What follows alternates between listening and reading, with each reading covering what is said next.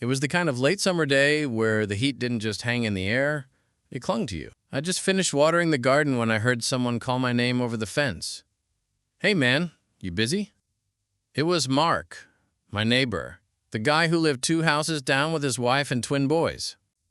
He was in his late 30s, maybe early 40s, broad-shouldered, square jaw, the type of guy who looked like he knew how to fix anything. He always wore those slightly faded jeans and old concert tees that clung to his chest just enough to make me notice. I like to think I kept my crush under control. "Not really," I said, wiping my hands on my shorts. "What's up?" He leaned against the fence, sweat glistening at his temples. "You mind giving me a hand with something in the shed? The damn door's jammed, and I can't get it to shut right." I hesitated. Not because I didn't want to help. I definitely wanted to help. Maybe too much. But Mark was married. With kids. And I'd spent more nights than I was proud of replaying little moments. His hand grazing mine when we passed tools to each other. The way his gaze lingered just a little too long sometimes. Nothing ever happened, of course. It was just me, probably. But still, curiosity had a way of unraveling restraint. "Yeah, sure. Just let me grab some shoes." A few minutes later, I was walking behind him across the dry grass in his backyard. His shirt was clinging to him from the heat, and when he pulled the shed door open with one hand, I caught a glimpse of his lower back as his shirt rode up. My eyes snapped away. "It's this damn thing," he muttered, jerking the warped wooden door a few times. "Won't shut unless you slam it, and even then it sometimes swings open again." The shed was small and dark inside. Tools hung from the walls, a few bags of fertilizer in the corner, an old workbench with scattered screws and tape measures. I stepped in after him, ducking slightly under the low frame, and then I heard it, the soft click of the lock sliding shut. I turned slowly. Mark was standing by the door, his hand still on the latch. "Sorry," he said, and it wasn't casual. "Just didn't want it swinging open while we're in here." It sounded reasonable enough, except the way he said it didn't feel casual at all. "Right," I said, glancing around. There wasn't much room. We were close. Closer than we'd ever been. "So, what's the issue?" I asked, trying to focus. He moved beside me, our shoulders almost touching as he squatted down to point at the doorframe. "It's warped down here. I tried shaving it last weekend, but it still catches." I crouched next to him, trying to ignore how aware I was of his leg brushing against mine. We fiddled with it for a while, testing the hinge, examining the frame, but the door was the last thing on my mind.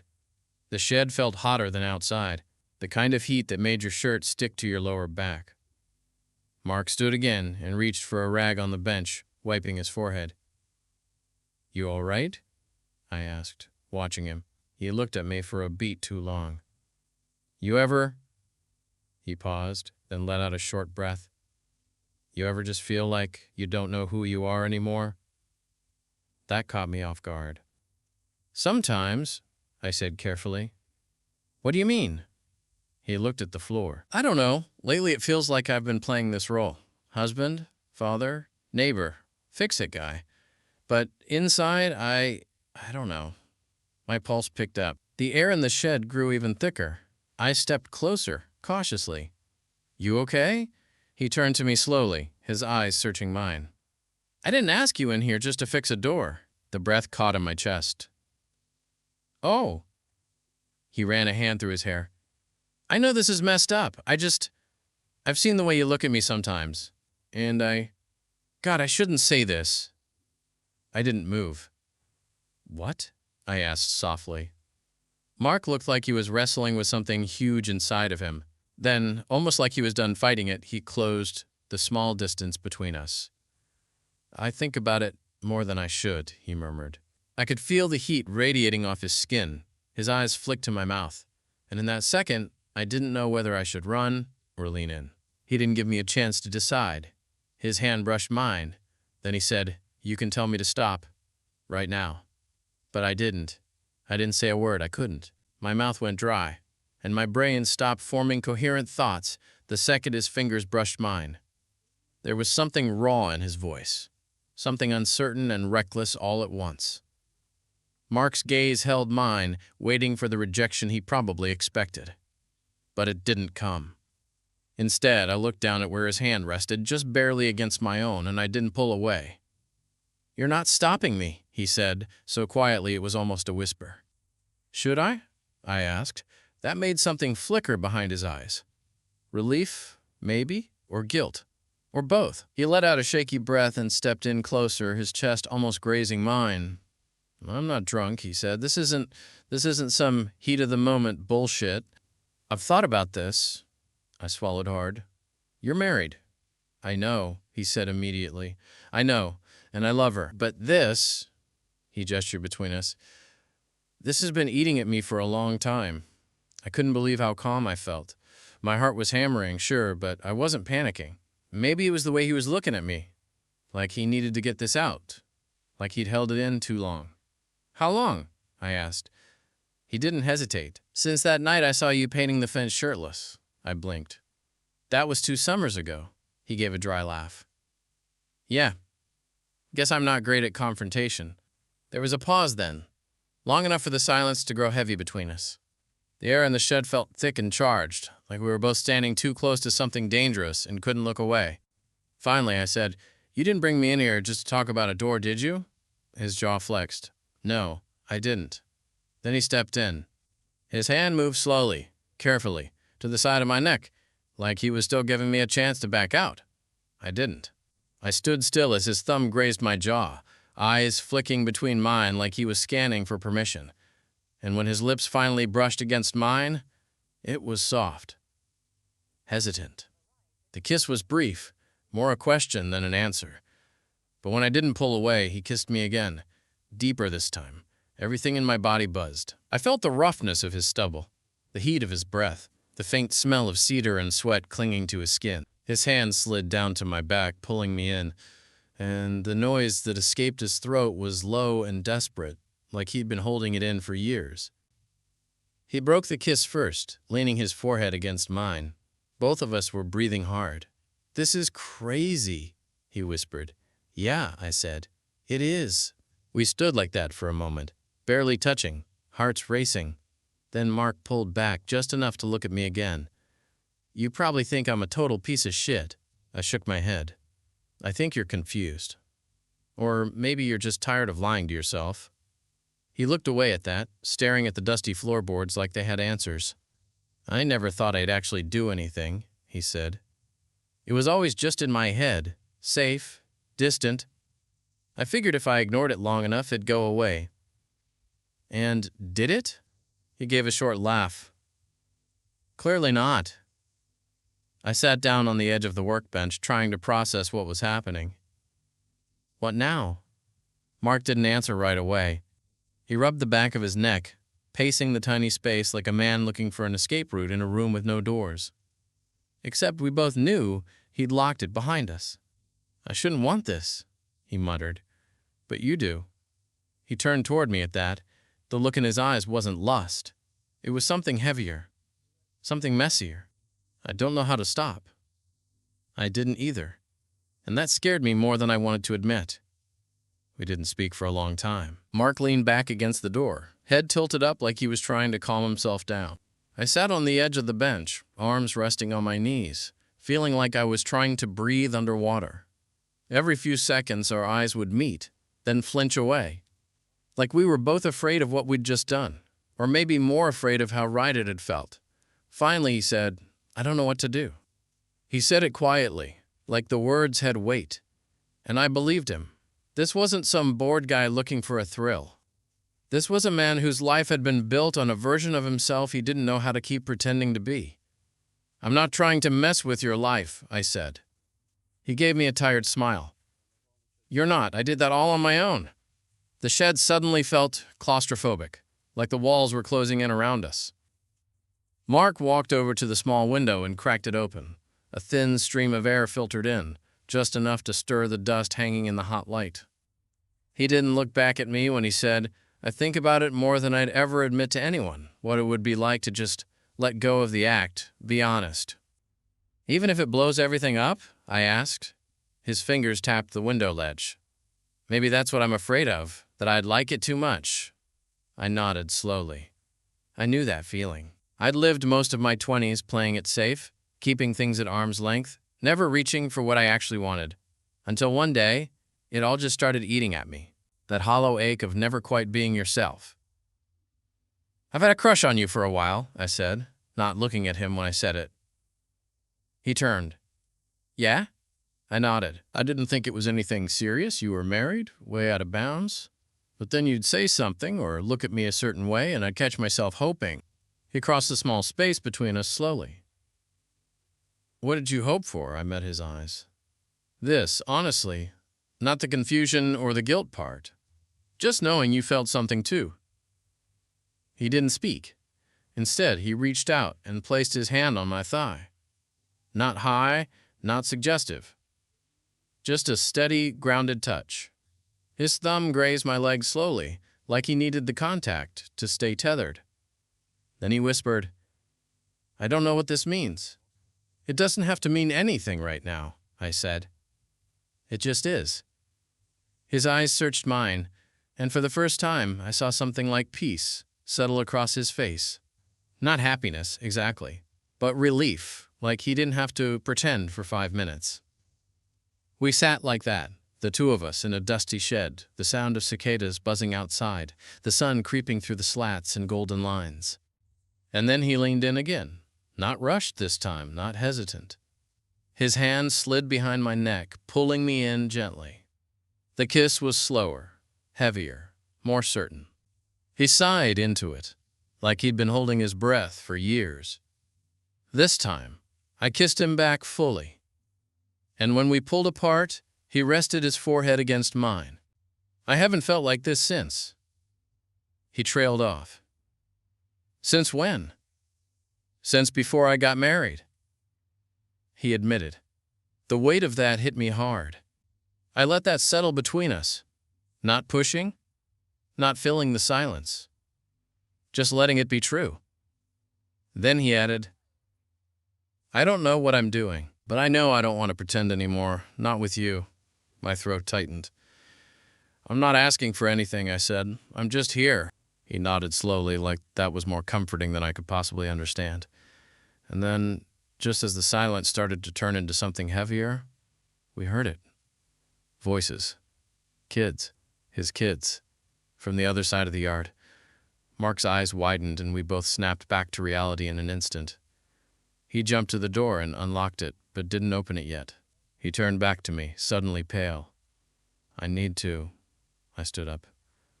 "It's fine. I'll head out the back. No one will see." He hesitated, then grabbed my arm. "Hey!" I turned to face him. He looked like he wanted to say something, maybe to apologize or explain. But all he said was, "Thanks for not running." And with that, I slipped out the back of the shed and crossed the yard quietly, leaving behind the smell of sawdust, heat, and something else I wasn't ready to name. I didn't hear from Mark for 3 days. Not a text, not a wave over the fence, not even a glance when I saw him getting the mail. It was like it never happened. And yet, it was all I could think about. That kiss, the heat of the shed, the look in his eyes when he said he didn't want to pretend anymore, those moments played in my head on repeat. I'd stand by the sink, pretending to wash dishes, just to steal a glance across the backyard. His curtains were drawn. His garage stayed shut. And every day that passed made me think, maybe I'd imagined the whole thing.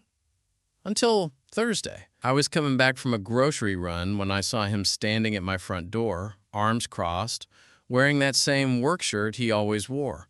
Only this time, he looked like he hadn't slept. "Hey," he said as I approached. I tried to keep my voice even. "Hey!" Mark looked around like he was making sure no one was watching. Then he motioned toward my front door. "Can we talk?" "Inside?" I nodded and unlocked the door. Inside, he hovered in the entryway like he wasn't sure if he should sit or leave. I dropped the grocery bag on the counter and leaned against the kitchen island, waiting. "I've been a mess," he finally said. "I didn't know what to do."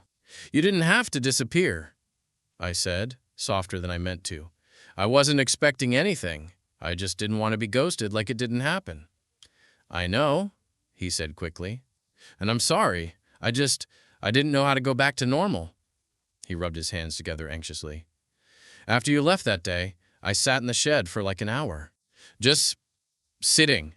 I felt like a teenager again, excited, guilty, terrified. I stepped closer. And now? He exhaled slowly. Now I just feel tired. Tired of pretending I don't want to go back to that moment. There was a long silence between us. Then he looked up at me, eyes raw and unguarded. Do you think I'm a bad person? I shook my head. I think you're a person. Complicated. Honest. Finally. He let out a breath, and for the first time since that afternoon in the shed, he smiled. Small, barely there, but real. You don't know how long I've wanted to tell someone, he said, and it had to be you. Why me? Because you made it impossible not to. He stepped closer, our feet almost touching. I couldn't stop thinking about the way you look at me, he said.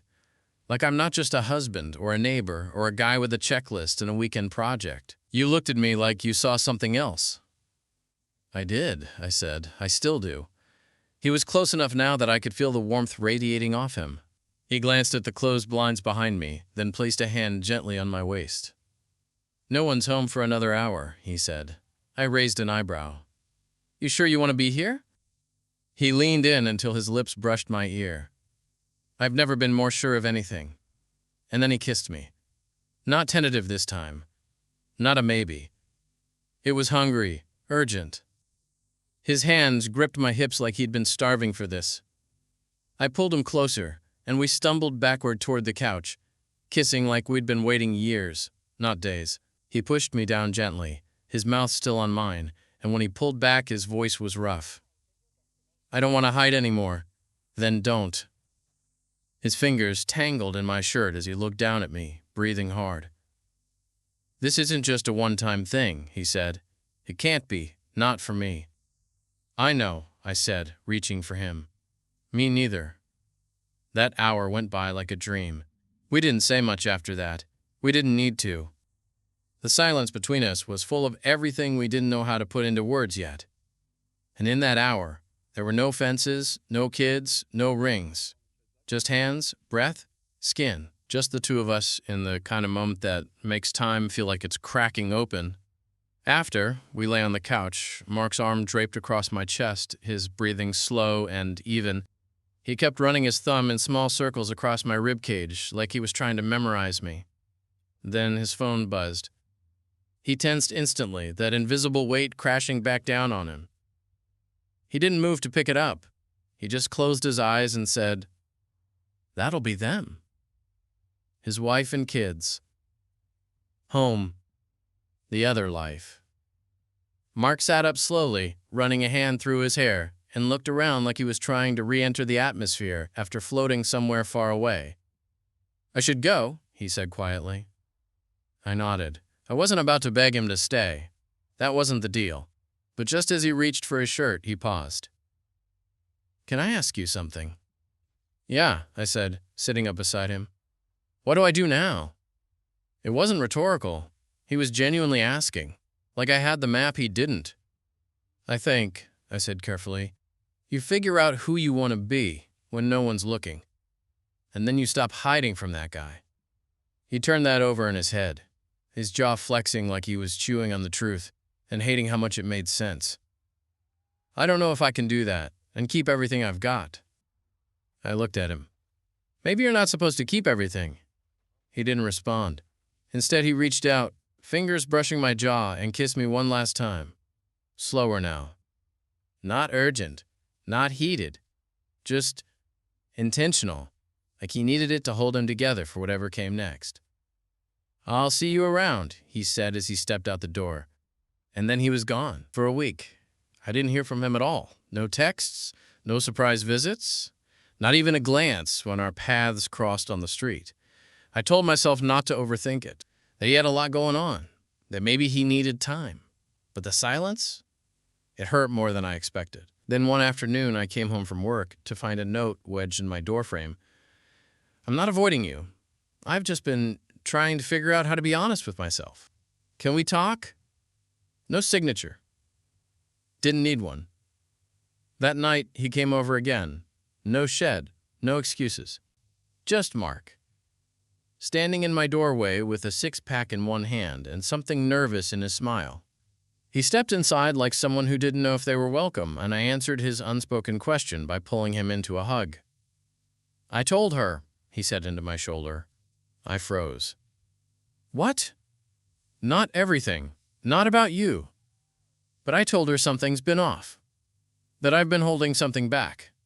And that I need space to figure it out." I pulled away to look at him. "What did she say?" "She cried. Then she told me she's known for a while, that something about me was always not there." My stomach twisted. "So what happens now?" "I'm moving into the guest room for a while. We're figuring things out, trying not to make it messier than it already is." "And us?" I asked before I could stop myself. He took a step closer, cupping my face. "You're the only part of this that doesn't feel like a mess." We didn't dive into anything heavy after that. For a while, we kept things quiet, careful. He'd text when the coast was clear, swing by for a beer, and end up staying longer than either of us planned. Sometimes we didn't even touch. We'd just sit on the couch, side by side, knees barely brushing, the air thick with things unspoken. It was slow, deliberate, like neither of us wanted to jinx it. But it wasn't secret in the way that made it feel shameful. It was private. Like we were building something fragile and new, something that needed time to figure out how to exist in the real world. One night, a couple weeks later, we were sitting on my back porch, both of us barefoot, sharing a blanket like high schoolers. The late summer air had cooled down, and the stars were starting to show through the city haze. "I think the kids know something's up," he said suddenly. I looked over at him. "How so?" "They've been asking why I'm not sleeping in the big bed, why I keep going on walks by myself at night." "And what do you say?" "I tell them I'm thinking about grown-up stuff, trying to figure out how to be a better version of their dad." I leaned my head back and looked at the sky. "That's not a lie." "No," he said, "but it's not the whole truth either." He turned to me. "I hate lying to them, but I also don't know how to tell two 8-year-olds that their dad's trying to figure out if he's been lying to himself for 20 years. I stayed quiet for a moment. "You ever think you might not be gay?" I asked. "Maybe you're just—" "I don't know," he said, cutting me off gently. "Maybe I'm both. Or neither. All I know is I want you. I want this, and I've never wanted anything like this before." The weight of that hit me harder than I expected. "I keep waiting for the part where you change your mind," I admitted. He turned to me then, really turned, and took my hand under the blanket. "I'm not going to." We sat there in silence, fingers tangled, until the cicadas started to fade and the city lights buzzed back on. It felt like something permanent was settling between us, even if we couldn't name it yet. But not everything stayed easy. About a month into whatever we were becoming, his wife asked to talk to me. It was a Saturday. Mark had texted saying he was taking the boys out for ice cream, and about an hour later, I heard a knock at my door. When I opened it, she was standing there, calm, composed, her expression unreadable. "I figured it was you," she said. "Can we talk?" I stepped aside, heart in my throat. We sat at the kitchen table. She didn't touch her drink, just looked at me with this steady kind of quiet that made me feel like a kid getting called to the principal's office. "I'm not here to make a scene," she said. "I'm not even angry anymore. I just want to understand." "I didn't mean for any of this to happen," I said quickly. "I believe that," she said. "And honestly, I'm not here to blame you. Mark made his choices. I want to know what it is you see in him." That threw me off. "I don't know," I said after a pause. "He's kind. And decent. He's spent most of his life trying to be what everyone needs him to be. And I think he's just now learning how to be who he is."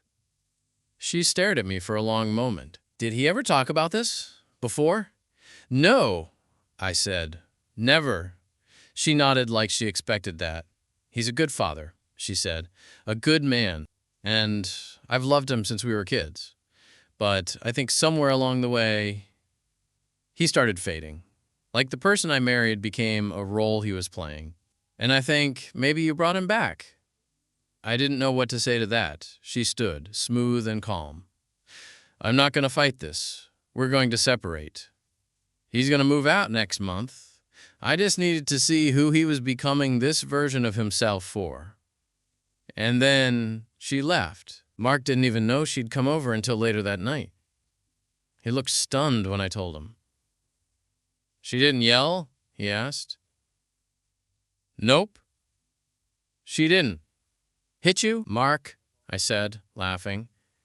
No, she was gracious, honestly. Maybe more than either of us deserve. He sat down heavily. I don't know what to say. You don't have to say anything. She said what mattered. The first morning after Mark officially moved out, I found him sitting on my porch steps with 2 coffees and dark circles under his eyes. He didn't say much. Just handed me a cup and leaned against my shoulder like he'd been waiting years to do it. I slept alone last night, he said, in a place that's mine. How'd it feel? Quiet. Weird. A little sad, he said, then added, but good. He took a long sip of coffee and looked out at the street. I thought it would feel like failing, walking away from a marriage, splitting the holidays, telling the boys. How'd they take it? Better than I did, he admitted. I told them I was going to live in a different house, but that I'd still be there for every game and every weekend. And I told them I was figuring out how to be more honest. And she cried, he said.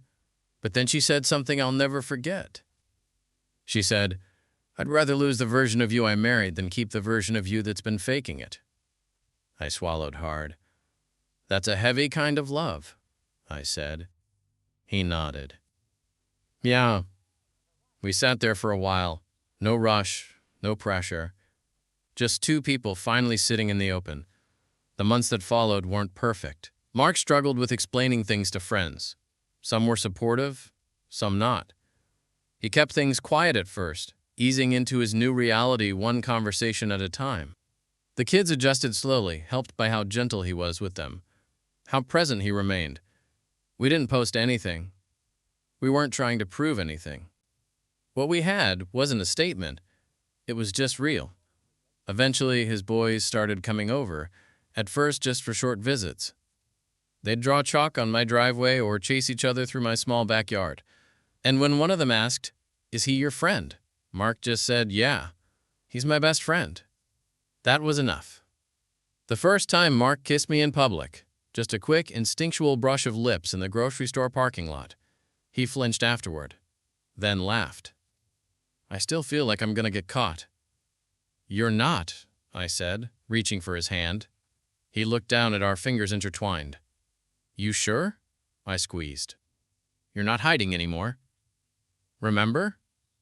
He nodded, and he didn't let go. One day, maybe a year after that first moment in the shed, we were walking back from the hardware store.